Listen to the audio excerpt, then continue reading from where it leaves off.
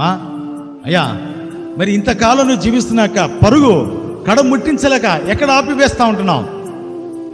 ఎవరి కొరకు నువ్వు ఆపివేస్తా ఉంటున్నావు? ఎందుకు నువ్వు కాండలు చెప్తా ఉంటున్నావు? కాండలు చెప్పడానికి దేవుడిని ఏర్పరచుకున్నాడా? కాండలు మీరి నేను చేశానని చెప్పడం దేవుడు నేను ఏర్పరచుకున్నాడా?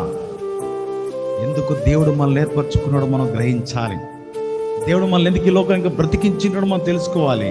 ఈ లోకంలో ఎందుకు ఈ యొక్క సుఖభోగాలు మనకి ఇచ్చాడో నువ్వు గ్రహించాలి.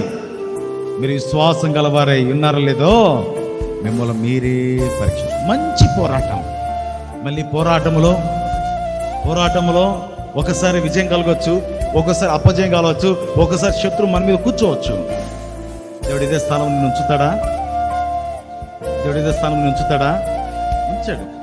ఎందుకనగా ఆయన నమ్మిన వారికి, ఆయన ప్రేమించే వారి కొరకే ఏమైతే సిద్ధపరిచాడో అవి కంటికి కనబడలేదు, చెవులకు వినబడలేదు, హృదయానికి ఎవరికి అది?